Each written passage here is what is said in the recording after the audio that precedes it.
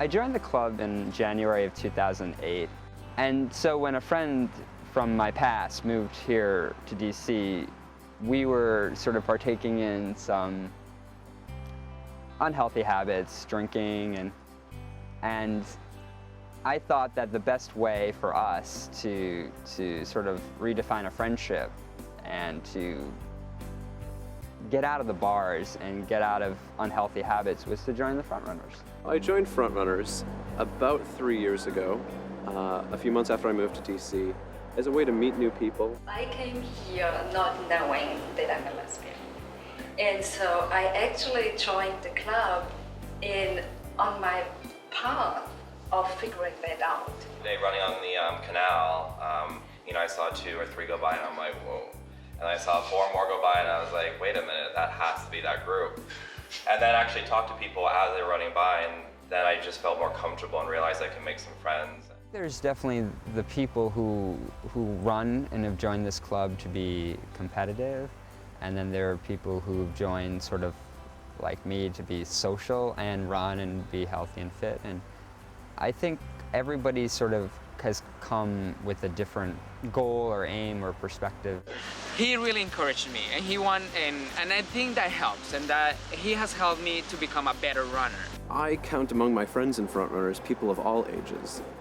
That's, I think, one of the strengths of this group, is you have people who have lived quite a life already, who have a lot of experience in life, and you also have people who are just starting out their adult life. I think it's easy being gay in DC these days. I don't feel any sort of fear being gay. Being gay didn't mean being drunk all the time and trying to hook up. Although, if you ask some members in this club, you catch me on a happy hour night, I'm probably doing the same thing. No, I'm just kidding. But it realized that there are some healthy ways to live.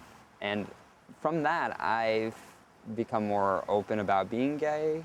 This club has really made me feel definitely more comfortable. I'm not self-conscious about being gay in DC. Perhaps I'm a little self-conscious about being judged by other gay men in DC. I work for the DC government, so there are protections in place for me. And with the recent Marriage Equality Act that was passed in DC, I think it is easy being gay. I really enjoy living my life here in a very open way, and it's certainly made for a much higher quality of life here.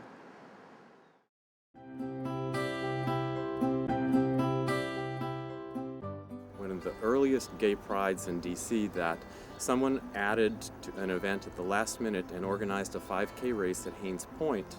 From those release waivers that people signed on that day, we had a list of phone numbers of people interested in running who had participated because it was a pride celebration. I joined Frontrunners in March of '82, about 6 months after the club started. There was a wonderful guy named Chris Winters who was the convener of the club. He picked 23rd and P as our starting spot. He was probably one of our best runners ever, but I think he set it up just to be a social outlet. So to discover other gay men and lesbians who were also runners on that day was a revelation. A sporting event for gay people, that was stunning in its own right. It's lonely being gay, it's lonely running long distance, and the camaraderie that the club brings is kind of a way to marry those two. This was an era where young teachers like myself could lose our teaching licenses for being out. Lawyers were fearful of being disbarred. Certainly all the guys in the military just couldn't show their faces. I remember one woman member who was a major.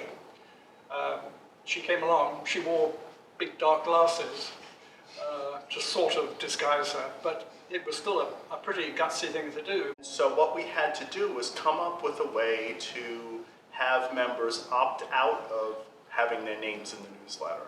Then when there were group photos, there were front runners who ran to be in the front of the photo and front runners ran to be hidden in the back of the photo. But for a decade, we still use no last names in our newsletter. We still use no last names in our directory. And I'm like, what, Cher is okay, but, Alex W. is a little, that's ridiculous.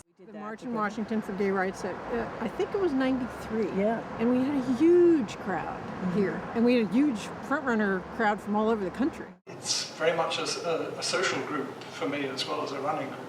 There was no internet, and we had monthly potlucks. Oh, yeah, right. Yes, Right. yes, that I used to go to. Right. Club meetings. And we would go to different people's houses, and people would bring these... amazing food, the guys especially. Great dishes. Wasn't me. Right. The running community really figuratively embraced us. If you could go out and turn in fantastic times, people didn't care about your orientation. We own Rock Creek.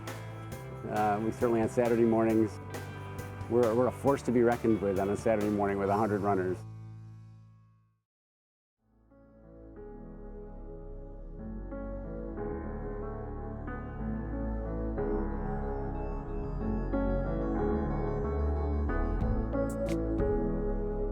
The club was in existence for 5, 6, 7, 8 years by the time AIDS came along. The irony still strikes me that these strong, virile athletes were the ones that were just withering and dying in front of us. Being surprised at the loss of someone who was running with you and didn't see him for 6 months and was gone. It was devastating. And, obviously, particularly for gay men. I was the coordinator in 96, 97, I believe. I think we had lost 17, 18 members. The crisis brought people a lot closer together than I had any sense that they had been beforehand. One of the most remarkable people and memories is of Paul Webb. For about the last, certainly 3 or 4 weeks of Paul's life, he was completely bedridden. But club members came in and helped care for him up until basically the time that he died. Paul loved flowers. The Saturday after he died, every runner showed up with at least one flower and some people with bouquets. We got to the little bridge at the base of where the Memorial Grove is, and every runner paused to throw flower into Rock Creek. And you just saw this floral bouquet go down Rock Creek. The Memorial Grove that we have is something that we decided to do, we as a club decided to do, to commemorate the people we've lost, because we wanted them to know, we wanted us to know, that we would always remember them, and that there would be something permanent that would be reflective of these DC frontrunners' lives for as long as those trees lasted. I have to say that probably 50% of the time I run through that Saturday run, I think of 1 or 2 of the people who we've lost.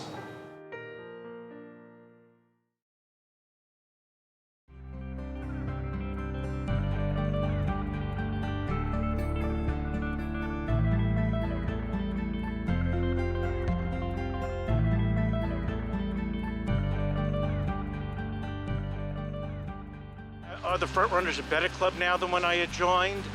I would just say that the front runners are a different club, but along with that, in the 18 years I've been a member, I'm also different. I'm also in a different place. There was this need to separate yourself if you were gay.